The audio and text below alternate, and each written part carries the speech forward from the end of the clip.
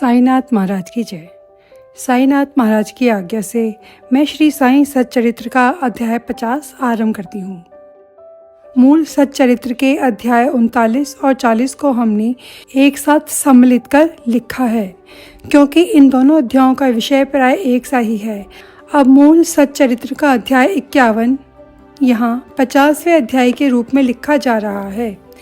इस अध्याय में काका साहेब दीक्षित, टेबे स्वामी और बालाराम धुरंधर की कथाएं हैं। ओम श्री साईनाथ महाराज की जय हो, जो भक्तों के जीवनधार एवं सद्गुरु हैं। वे गीता धर्म का उपदेश देकर हमें शक्ति प्रदान कर रहे हैं। हे साईं, कृपा दृष्टि से देखकर हमें आशीष दो। जैसे मलयगिरी में पाए जाने वाले चंदन वृक्ष समस्त तापों का हरण कर लेता है, अथवा जिस प्रकार बादल जल वृष्टि कर लोगों को शीतलता और आनंद पहुंचाते हैं, या जैसे बसंत में खिले फूल ईश्वर पूजा के काम आते हैं, इसी प्रकार श्री साईं बाबा की कथाएं पाठकों और श्रोताओं को धैर्य एवं सांत्वना देती हैं। जो कथा कहते हैं या श्रवण करते हैं, वे दोनों ही धन्य हैं, क्योंकि उनके कहने से मुख तथा श्रवण से कान पवित्र हो जाते हैं। ये तो सर्वमान्य है कि चाहे हम सैकड़ों प्रकार की साधनाएं क्यों न करें, जब तक सद्गुरु की कृपा नहीं होती तब तक हमें अपने आध्यात्मिक ध्येय की प्राप्ति नहीं हो सकती। इसी विषय में ये निम्नलिखित कथा सुनिए। श्री हरि सीताराम उपनाम काका साहेब दीक्षित सन 1864 में वडनगर के नागर ब्राह्मण कुल में खंडवा में पैदा हुए थे। उनकी प्राथमिक शिक्षा खंडवा और हिंगण घाट में हुई। माध्यमिक शिक्षा नागपुर में उच्च श्रेणी में प्राप्त करने के बाद उन्होंने पहले विल्सन तथा बाद में एल्फिंस्टन कॉलेज में अध्ययन किया। सन 1843 में उन्होंने विधि स्नातक और कानूनी सलाहकार की परीक्षाएं उत्तीर्ण की और फिर वे शारीरिक सॉलिसिटर फर्म मेसर्स लिटिल एवं कंपनी में कार्य करने लगे। इसके पश्चात उन्होंने अपनी एक सॉलिसिटर फर्म शुरू कर दी। सन 1909 के पहले तो बाबा की कीर्ति उनके कानों तक नहीं पहुंची थी, परंतु इसके पश्चात वे शीघ्र ही बाबा के परम भक्त बन गए। जब वे लोनावला में निवास कर रहे थे तो उनकी अचानक भेंट अपने पुराने मित्र नाना साहेब चांदोरकर से हुई। दोनों ही इधर उधर की चर्चाओं में समय बिताते थे। काका साहेब ने उन्हें बताया कि जब वे लंदन में थे तो रेलगाड़ी पर चढ़ते समय कैसे उनका पैर फिसला और कैसे उसमें चोट आई, इसका पूर्ण विवरण सुनाया। नाना साहेब ने उनसे कहा कि यदि तुम इस लंगड़ेपन तथा कष्ट से मुक्त होना चाहते हो तो मेरे सद्गुरु श्री साईं बाबा की शरण में जाओ। उन्होंने बाबा का पूरा पता बताकर उनके कथन को दोहराया कि मैं अपने भक्त को 7 समुंदर के पार से भी उसी प्रकार खींच लूँगा जिस प्रकार की एक चिड़िया को, जिसका पैर रस्सी से बंधा हो, खींचकर अपने पास लाया जाता है।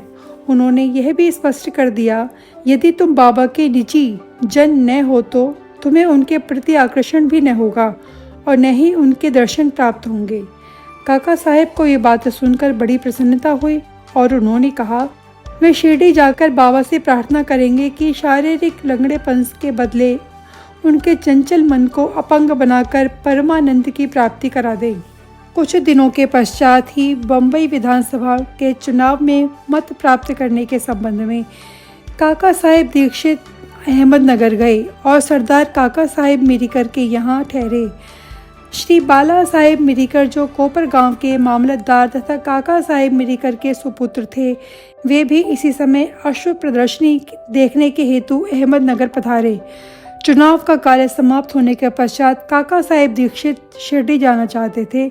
यहाँ पिता और पुत्र दोनों ही घर में विचार कर रहे थे कि काका साहेब के साथ भेजने के लिए कौन सा व्यक्ति उपयुक्त होगा, और दूसरी ओर बाबा अलग ही ढंग से उन्हें अपने पास बुलाने का प्रयत्न कर रहे थे। श्यामा के पास एक तार आया कि उनकी सास की हालत अधिक शोचनीय है और उन्हें देखने में शीघ्र ही अहमदनगर को आएं। बाबा से अनुमति प्राप्त कर श्यामा ने वहां जाकर अपनी सास को देखा, जिनकी स्थिति में अब पर्याप्त सुधार हो चुका था। प्रदर्शनी को जाते समय नाना साहेब पानसे तथा अप्पा साहेब गर्दे की दृष्टि अचानक श्यामा पर पड़ी।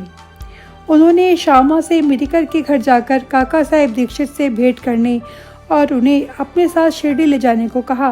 उन्होंने श्यामा के आगमन की सूचना काका साहेब दीक्षित और मिरीकर को भी दी। संध्या समय श्यामा मिरीकर के घर आए। मिरीकर ने श्यामा का काका साहेब दीक्षित से परिचय करा दिया और फिर ऐसा निश्चित हुआ कि काका साहेब दीक्षित उनके साथ रात 10 बजे वाली गाड़ी से कोपर गांव को रवाना हो जाएं। इस निश्चय के बाद ही एक विचित्र घटना घटी। बाला साहेब मिरीकर ने बाबा के एक बड़े चित्र पर से पर्दा हटाकर काका साहेब दीक्षित को उनके दर्शन कराए तो उन्हें देखकर आश्चर्य हुआ कि जिनके दर्शनार्थ में शिरडी जाने वाला हूँ वे ही इस चित्र के रूप में मेरे स्वागत हेतु यहाँ विराजमान हैं। तब अत्यंत द्रवित होकर वे बाबा की वंदना करने लगे। ये चित्र मेघा का था और कांच लगवाने के लिए मिरीकर के पास आया था। दूसरा कांच लगवाकर उसे काका साहेब दीक्षित तथा श्यामा के हाथ वापस शिरडी भेजने का प्रबंध किया। 10 बजे से पहले ही स्टेशन पर पहुंचकर उन्होंने द्वितीय श्रेणी का टिकट ले लिया। जब गाड़ी स्टेशन पर आई तो द्वितीय श्रेणी का डिब्बा खचाखच भरा हुआ था। उसमें बैठने को तिल मात्र भी स्थान न था। भाग्यवश गार्ड साहब काका साहेब दीक्षित की पहचान से निकल आए और उन्होंने इन दोनों को प्रथम श्रेणी के डिब्बे में बिठा दिया। इस प्रकार सुविधा पूर्वक यात्रा करते हुए वे कोपरगांव स्टेशन पर उतरे। स्टेशन पर ही शिरडी को जाने वाले नाना साहेब चांदोरकर को देखकर उनके हर्ष का पारावार न रहा। शिरडी पहुंचकर उन्होंने मस्जिद में जाकर बाबा के दर्शन किए। तब बाबा कहने लगे कि मैं बड़ी देर से तुम्हारी ही प्रतीक्षा कर रहा था। श्यामा को मैंने ही तुम्हें लाने के लिए भेज दिया था। इसके पश्चात काका साहेब ने अनेक वर्ष बाबा के सानिध्य में व्यतीत किए। उन्होंने शिरडी में एक वाड़ा बनवाया जो उनका प्राय स्थानीय घर हो गया। उन्हें बाबा से जो अनुभव प्राप्त हुए वे सब स्थानाभाव के कारण यहाँ नहीं दिए जा सकेंगे। पाठकों से प्रार्थना है कि वे श्री साईं लीला पत्रिका के विशेषांक काका साहेब दीक्षित भाग 12 के अंक 6 से 9 तक देखें। उनके केवल 1-2 अनुभव लिखकर हम यहाँ कथा समाप्त करेंगे। बाबा ने उन्हें आश्वासन दिया कि अंत समय आने पर बाबा उन्हें विमान में ले जाएंगे, जो सत्य निकला। तारीख 5 जुलाई 1926 को वे हेमांड पंत के साथ रेल की यात्रा कर रहे थे और दोनों में साईं बाबा के विषय की बातें हो रही थीं। वे श्री साईं बाबा के ध्यान में अधिक तल्लीन हो गए। तभी अचानक उनकी गर्दन हेमांड पंत के कंधे से जा लगी और उन्होंने बिना किसी कष्ट और घबराहट के अपनी अंतिम श्वास छोड़ दी। अब हम द्वितीय कथा पर आते हैं, जिससे स्पष्ट होता है कि संत परस्पर एक दूसरे को किस प्रकार भाई जैसा प्रेम किया करते हैं। एक बार श्री वासुदेवानंद सरस्वती, जो श्री टेबे स्वामी के नाम से प्रसिद्ध थे, गोदावरी के तीर पर राजमहेंद्री में आकर डेरा डाला। वे भगवान दत्तात्रेय के कर्मकांडी, ज्ञानी और योग भक्त थे। नांदेड़ के एक वकील अपने मित्रों के साथ उनसे भेंट करने आए और वार्तालाप करते करते श्री साईं बाबा की चर्चा निकल पड़ी। बाबा का नाम सुनकर स्वामी जी ने उन्हें करबद्ध प्रणाम किया और पुंडली कराव को एक श्रीफल देकर उनसे कहा कि तुम जाकर मेरे भ्राता श्री साईं को प्रणाम कर कहना कि मुझे न बिसरें तथा सदैव मुझ पर कृपा दृष्टि रखें। उन्होंने यह भी बतलाया कि सामान्यतः एक स्वामी दूसरे को प्रणाम नहीं करता, परंतु यहाँ विशेष रूप से ऐसा कराया गया। श्री पुंडली कराव ने श्रीफल देकर कहा कि मैं इसे बाबा को दे दूंगा और आपका संदेश भी कह दूंगा। 1 मास के पश्चात पुंडली कराव अन्य मित्रों सहित श्रीफल लेकर शिरडी को रवाना हुए। जब वे मनमाड पहुंचे तो प्यास लगने के कारण एक नाले पर पानी पीने गए। खाली पेट पानी न पीना चाहिए, ये सोचकर उन्होंने कुछ चिवड़ा खाने को निकाला, जो खाने में कुछ अधिक तीखा सा प्रतीत हुआ। उसका तीखापन कम करने के लिए किसी ने नारियल फोड़कर उसमें खोपरा मिला दिया। इस तरह उन लोगों ने चिवड़ा स्वादिष्ट बनाकर खाया। अब भाग्यवश जो नारियल उनके हाथ से फूटा वो वही था जो स्वामी जी ने पुंडरी कराव को भेंट में देने को दिया था। शिरडी के समीप पहुंचकर उन्हें नारियल की स्मृति हो आई। उन्हें ये जानकर बड़ा दुख हुआ कि भेंट स्वरूप दिए जाने वाले नारियल को ही फोड़ दिया गया है। डरते डरते और कांपते हुए वे शिरडी पहुंचे और वहां जाकर उन्होंने बाबा के दर्शन किए। बाबा को तो यहाँ नारियल के संबंध में स्वामी से बेतार का तार प्राप्त हो चुका था, इसलिए उन्होंने पहले ही पुंडली कराव से प्रश्न किया कि मेरे भाई की भेजी हुई वस्तु लाओ। उन्होंने बाबा के चरण पकड़ लिए और अपना अपराध स्वीकार करते हुए अपनी चूक के लिए उनसे क्षमा याचना की।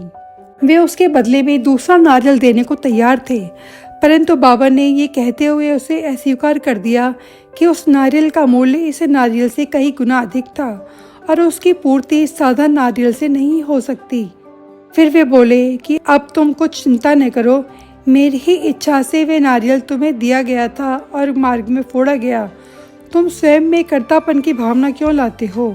कोई भी श्रेष्ठ या कनिष्ठ कर्म करते समय अपने को कर्ता न जानकर अभिमान एवं अहंकार से परे होकर ही कार्य करो, तभी तुम्हारी शीघ्रता से प्रगति होगी।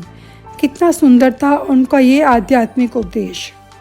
सांता क्रूज बम्बई के एक श्री बालाराम धुरंधर प्रभु जाति के एक सज्जन थे।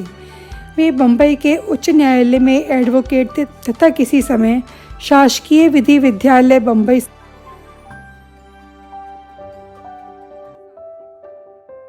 श्री बालाराम ने अपनी जाति की योग्य सेवा की और इस संबंध में एक पुस्तक भी प्रकाशित कराई। इसके पश्चात उनका ध्यान आध्यात्मिक और धार्मिक विषयों पर गया।